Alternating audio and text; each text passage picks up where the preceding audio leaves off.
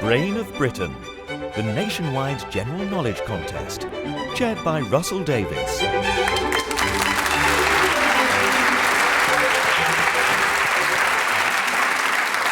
Thank you. Hello, we're in London for this fourth heat of the 2019 Brain of Britain tournament. In half an hour or so, we'll know who's taking another of the automatic places up for grabs in this year's semi-finals, which begin in June. 4 contenders wait with fingers poised and I dare say breath bated for today's contest to begin. Let's ask them to introduce themselves. Hi, I'm Dennis. I'm a resting academic from London. Hi, I'm Matthew Ledbury. I'm a writer and lecturer from Oxford. Hello, I'm Alan Franklin, a retired librarian from Fulham.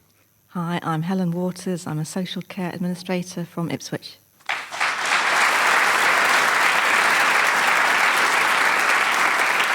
Welcome all of you. I'm sure you know the rules, not that there are very many to know. You get questions in rotation. I'll ask you them until you get one wrong or can't answer, or until you've answered 5 correctly in a row, in which event I'll award you a 6th bonus mark. You have 10 seconds to ponder your answer when it's your own turn. The 10 seconds expire when you hear this. And I'm afraid I can't accept an answer given after the bell has sounded. It really is worth going for every point you can get, even if you feel you're lagging behind a bit, because if you get a high score, you could be eligible for a semi-final place, even if you're not the outright winner. And down the years, many people who've made it through by that means have gone on to be champions. Good luck, everyone. We'll start today's contest with Mr. Dennis. In 2018, the word of the year chosen by Collins Dictionary was in fact a 2-word compound adjective, which since 2013 has seen a 4-fold increase in its usage, and which is most commonly applied to plastic. What is this word? Single use. Single-use, yes, reflecting increased concern about environmental issues. Which Welsh city once had the nickname Copperopolis? The first copper works having been established there in 1720. Merthyr Tydfil. No, I'm afraid it wasn't. Matthew Ledbury. Newport? Nope. Yes, Alan Franklin. Swansea? Correct. Well done. We come to Matthew Ledbury now. Which once very fashionable 2-wheeled vehicle, manufactured by Piaggio, has a name that means wasp? Vespa? The Vespa motor scooter, yes. The Rose Revolution was a peaceful change of power in November 2003 in which former Soviet republic? Georgia? It was the Republic of Georgia, yes. Former Justice Minister Mikhail Saakashvili led a peaceable uprising that drove Eduard Shevardnadze from power. To which genus does the oak tree belong? Quercus? It is, in Italian, la quercia to this very day. What number did Jamie Oliver use for the name of his charity restaurants where disadvantaged young people are trained to work in the hospitality industry?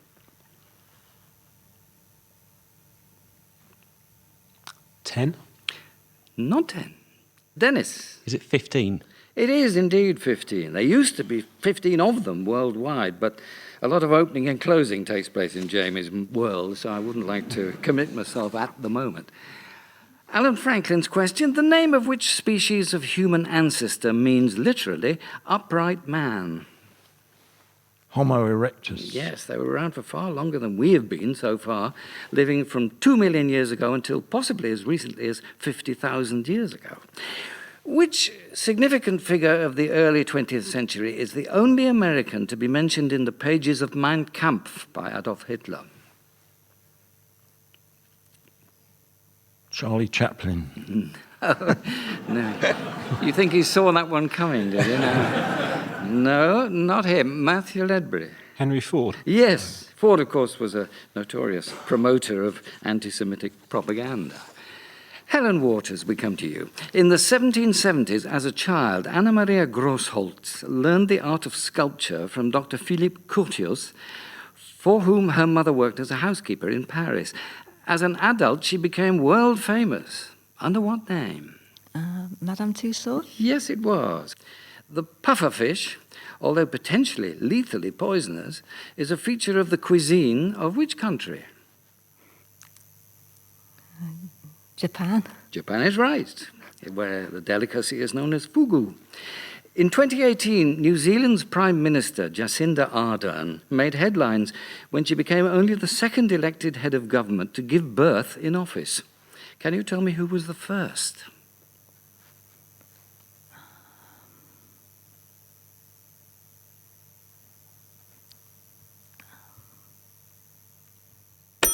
Out of time, I fear. Matthew Ledbury. Benazir Bhutto. It was Pakistan's two-time PM, assassinated in 2007, gave birth in 1990.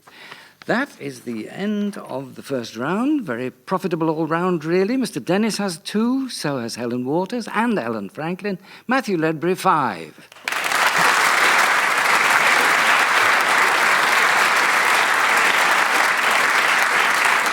Mr. Dennis, try this one then. Which 2 seas are linked by the Suez Canal? The Mediterranean and the Red. Those are the 2, yes. In 2018, to mark the 250th anniversary of the Royal Academy and the 150th anniversary of St Pancras Station, a 20-metre-long sentence in glowing pink neon letters was installed there to greet Eurostar travellers as they arrived, reading, "I want my time with you." Which British artist created it? Tracy Emin. Yes. What year, and I'll accept a year either side, saw the deaths of W.H. Auden, J.R.R. Tolkien, Noel Coward, and Pablo Picasso? 1962. No, can't accept that. Matthew Ledbury? 1973. Yes, exactly so. I was prepared to accept 72, 74, but you got the right one. Well done. And we come to your question. Which British actress, writer and artist, born in 1951, has been married to both the Doctor Who actor Tom Baker and the writer and biologist Richard Dawkins?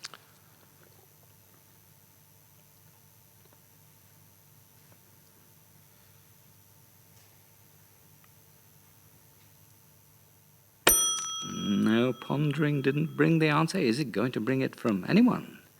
I don't. Yes, Mr. Dennis. Una Stubbs. No. No. Lalla Ward, L-A-L-L-A. Alan Franklin, try this then. What name, after that of its inventor who lived from 1871 to 1930, was given to the tunnel-shaped hut made of corrugated iron with a cement floor, much seen in the UK during World War II? Nissen Hut. Yes, after Lieutenant Colonel Peter Norman Nissen. In astronomy, Alnitak, Alnilam, and Mintaka are 3 bright stars that are usually referred to by what collective name? Great Bear. No. Dennis? Orion's Belt. Precisely so, sir. Well done. And now Helen Waters. The arrival of which disease on British shores in 1953 led to a huge decrease in the rabbit population? Myxomatosis. That was the one. Very distressing to see, too. Complete this self-deprecating quotation by the Reverend Sidney Smith. When I am in the pulpit, I have the pleasure of seeing my audience nod approbation while they do what? Sleep. Yes. Well done. Very good. Which English king was described by Charles Dickens in his Child's History of England as a most intolerable ruffian, a disgrace to human nature, and a blot of blood and grease upon the history of England? King John. No. King John was not a good man, but that was not him. Matthew Ledbury? Stephen. No. Mr. Dennis? Richard III. No. 1 to go. Alan Franklin? Henry VIII. Yes, well done. Who had been safely dead for over 300 years when Dickens said it, so he was, his head was secure. And that's the end of another round. Gosh, these are very healthy scores. Helen Waters and Alan Franklin, 4 apiece. Mr. Dennis has 5. Matthew Ledbury, 6.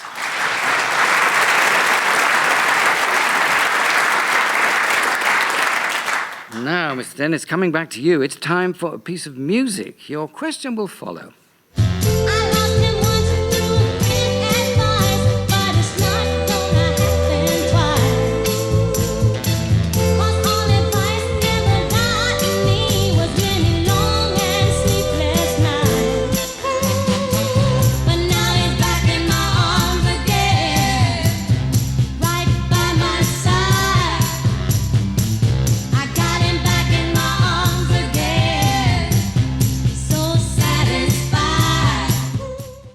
group, whom we heard in an American #1 hit from 1965, began life as the Primettes, but gained fame under what name?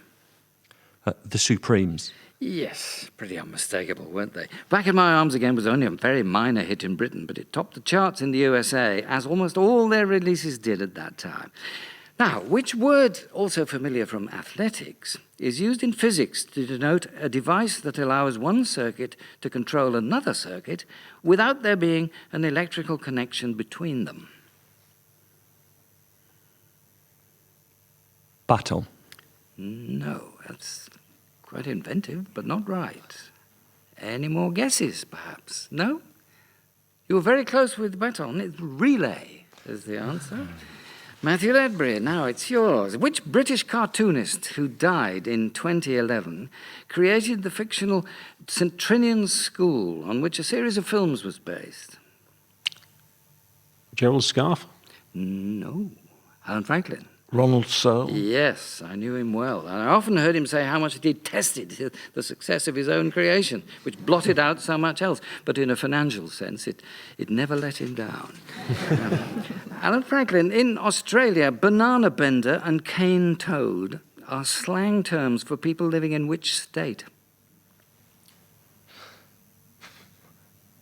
Tasmania. No. Matthew Ledbury. Queensland? Yes, because Queensland grows so many bananas and has a proliferation of cane toads, which are the world's largest toad and are venomous and a particular danger to dogs, apparently. Helen Waters, who was the first woman to win the Nobel Prize for chemistry? Marie Curie? It was. She's the only woman to have been honoured twice with the 1903 Nobel Prize in Physics and the 1911 Nobel Prize in Chemistry. Over the years, its sap has been used to bind pages into the spines of books, and its bulbs have been crushed to starch the ruffs of Elizabethan collars and sleeves. Which perennial bulbous plant, with the scientific name Hyacinthoides non-scripta, am I talking about?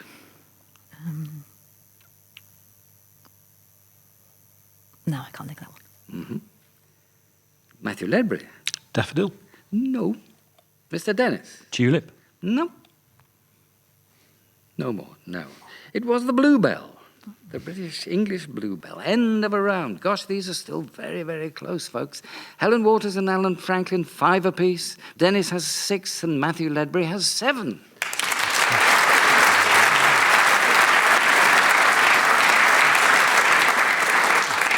Well. At this point in a very, very close quiz, we customarily pause and allow our competitors to sit back and relax for a few moments, working as a team rather than as rivals, on a pair of questions from a Brain of Britain listener. We call this Beat the Brains, and administering the beating today, he hopes, is Andrew Fisher from Sheffield.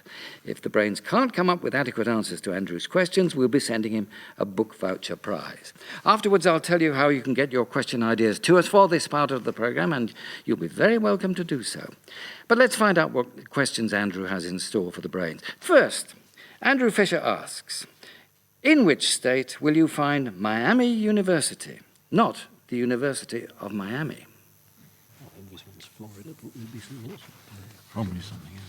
That's what could it be? Still some Spanish speaking, so probably something, but I really Louisiana, perhaps? Yeah, why not? We'll have a go at Louisiana. No, I'm sorry it isn't. It's Ohio. It's in the city of Oxford, Ohio, funnily enough. Founded in 1809, its alumni include Benjamin Harrison, the 23rd President of the United States, and Paul Ryan, the recently retired Speaker of the House of Representatives. And the connection is the Native American Miami tribe who once lived locally but later moved on, confusingly, to Oklahoma.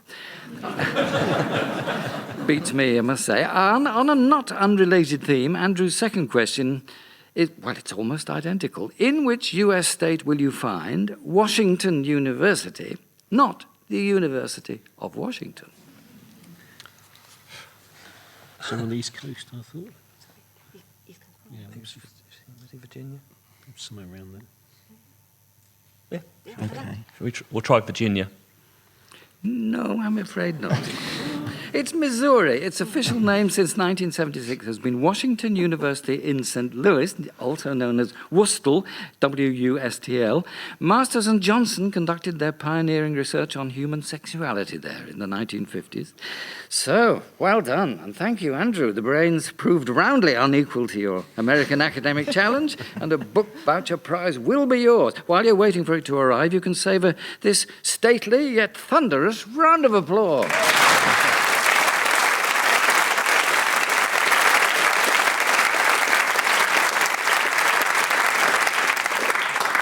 It's not too late to send us your questions, suggestions to try out on the brains during this series. If you've got 2 clever question ideas you think might pose them a challenge, you can email them to us at brainofbritain@bbc.co.uk or via the Contact Us link on our web pages. Alternatively, if you prefer pen and paper, you can send them to Brain of Britain, BBC Dock House, Media City, Salford, M50 2LH. You can send us more than 2 ideas if you have them, and let us pick the ones we like the most. And your questions can be related in theme, as Mr. Fisher's definitely were today, or completely unconnected. Back to the contest then, and the next round starts with you again, Mr. Dennis.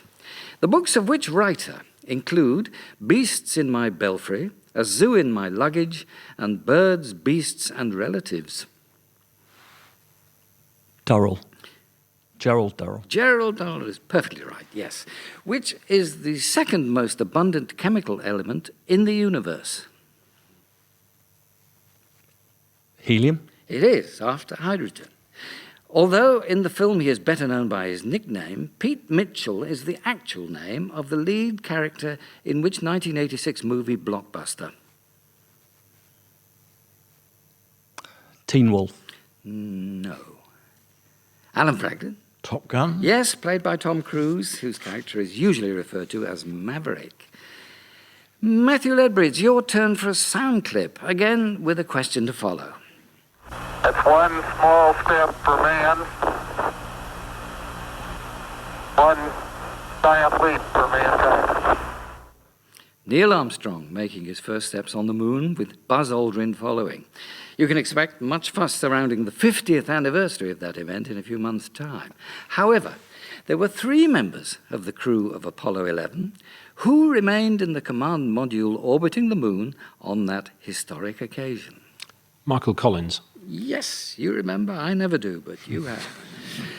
Upsy Daisy in Carry On Up the Jungle, Arthur Upmore in Carry On Behind, and Bernie Lugg in Carry On Camping were all roles played by which English actor? Bernard Bresslaw. Yes. In the original 1977 BBC television play by Mike Leigh, Abigail's Party, recently revived as a musical, who played Abigail?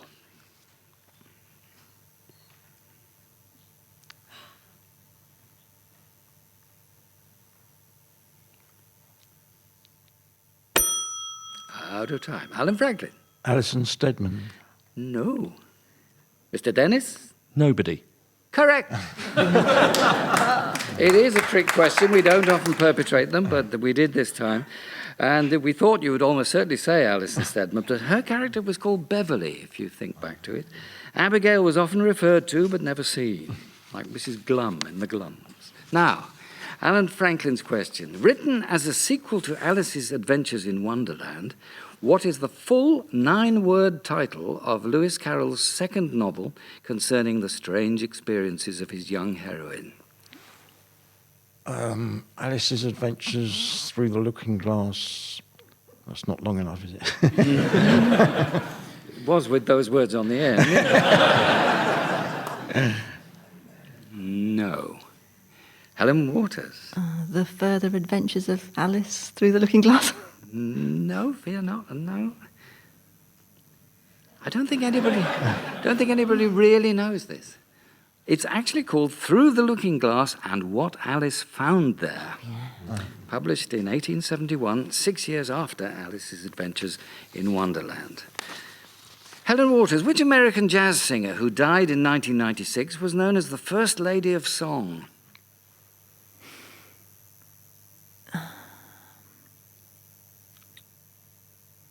I'm going to guess Ella Fitzgerald, but I think it's too late.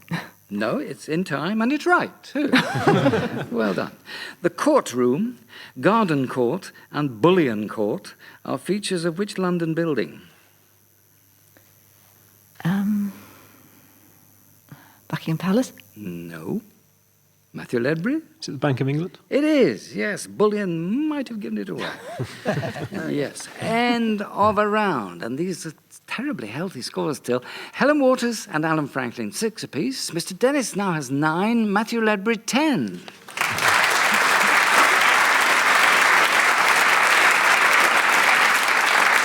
Nobody is getting away. A run of right answers will bring anybody to the top here. Mr. Dennis, Shakespeare's A Midsummer Night's Dream is set in and in the woods near which city? Milan? No. Helen Waters. Athens. That's the right answer, yes. Matthew Ledbury. Now, reader, I have told my dream to thee, are the opening words to the conclusion of which work of prose, first published in 1678? Paradise Lost? No. Yes, Mr. Dennis. Pilgrim's Progress? By John Bunyan, yes. Part 1, to be precise. Part 2 wasn't published for another 6 years. Alan Franklin. Your turn for a clip of music now. 2019 marks the 60th anniversary of the release of this classic jazz album. You have to name the album.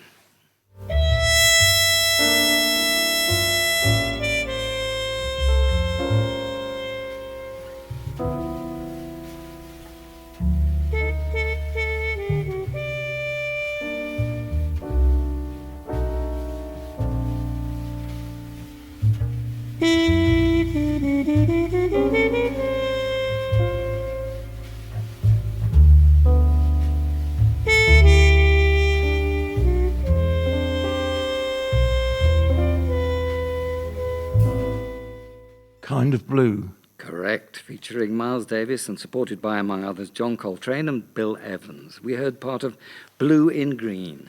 Kind of Blue was also the title of the autobiography of Kenneth Clark, CHQC MP. Rather a good choice on his part, I thought. Patricia Highsmith's series of novels about the psychopathic anti-hero Ripley have been described as among the most influential crime novels ever written. What is Ripley's first name? I don't know.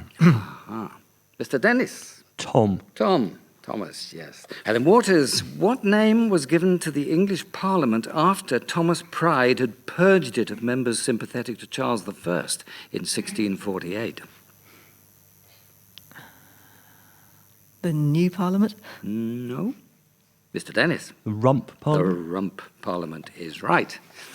End of another round. That one seemed to zip by quickly. Helen Waters and Alan Franklin, 7 apiece. Matthew Ledbury, 10. Mr. Dennis now has 12.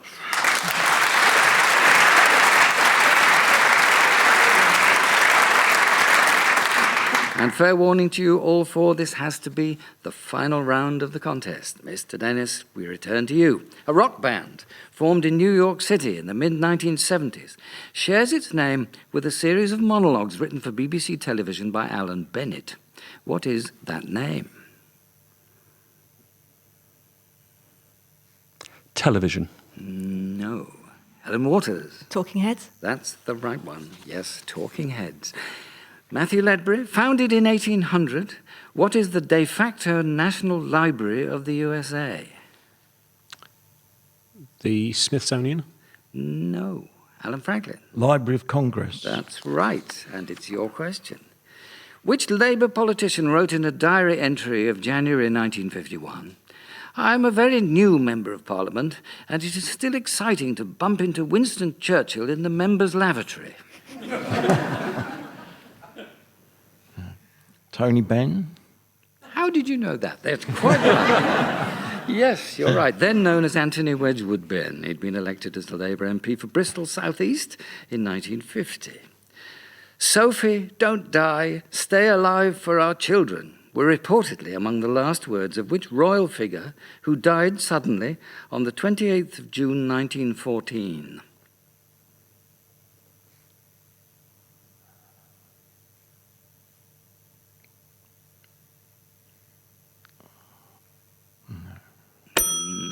Mr. Dennis.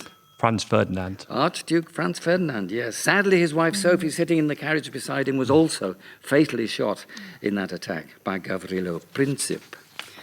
Helen Waters, some music for you now. 2019 marks the 200th anniversary of the birth of the composer of this jolly piece. You have to name him.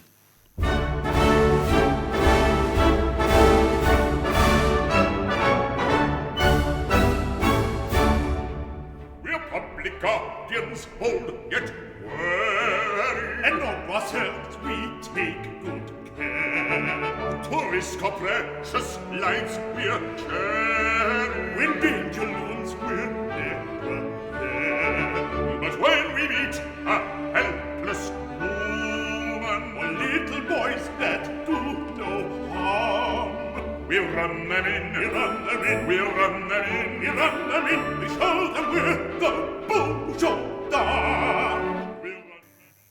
I'll guess Brahms. No. From Matthew Ledbury. Is it Offenbach? Jacques Offenbach is right. Yes, we heard part of the gendarme duet from his operetta Geneviève de Brabant. Which means that at the end of the contest, has brought the scores to this point. Helen Waters, 8. Alan Franklin, 9. Matthew Ledbury, 11. Mr. Dennis, 13.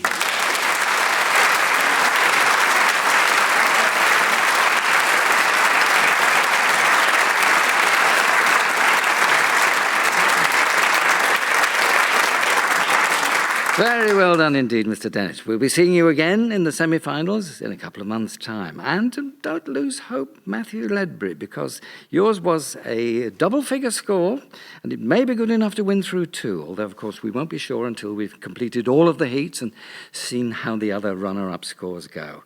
My thanks to all our competitors today, to our audience here at the Radio Theatre in London, and to you for listening. See you next time. Goodbye.